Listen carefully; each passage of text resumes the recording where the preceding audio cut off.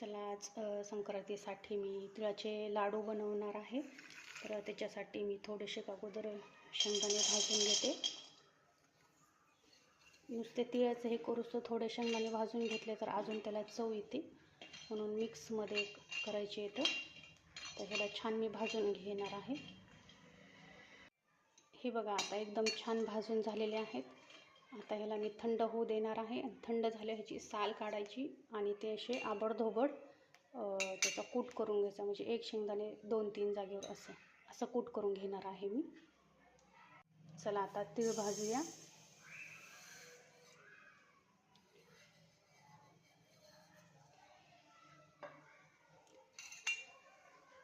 तीळ पण छान असे लालसर भाजून घ्यायचे. चालते.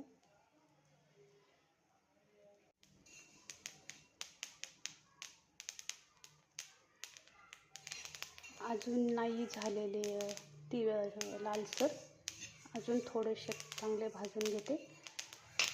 चांगले भाजल्यावर खायला पण चवीदार लागेल, म्हणून अजून थोडं भाजून घेते.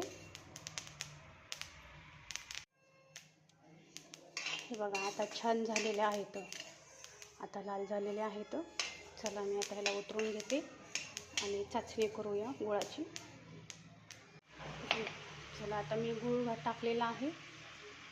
थोडंसं मी पाणी घातलेलं आहे, कारण की गूळ मोठा आहे त्याच्यामुळं बारीक होण्यासाठी.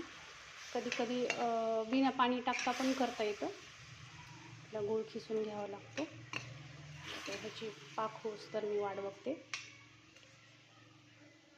हे बघा अशा पद्धतीचा झालेला आहे पाक. चला आता मी ह्याच्यामध्ये तीळ टाकते. चला आता ह्याच्यामध्ये तीळ सोडूया.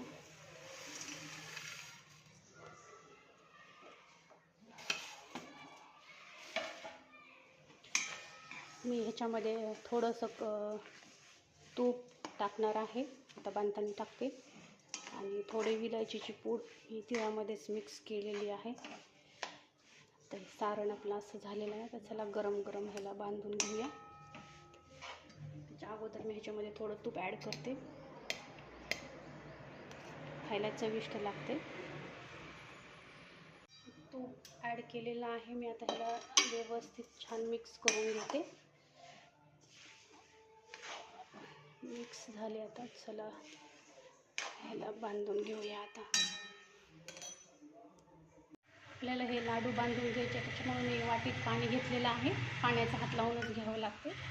हे आपलं सगळं मिश्रण हे असं झालेलं आहे. चला आता ह्याला जास्त काही करायची गरज नाही आहे. सारखं ह्याला पाण्याचा हात लागेल, पूर्ण हात असा ओला लागेल, नाहीतर हे गुळ आहेत त्याचे खूप चटके बसते.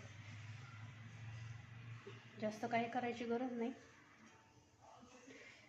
ऑटोमॅटिक नंतर थंड झाल्यानंतर असं होते व्यवस्थित.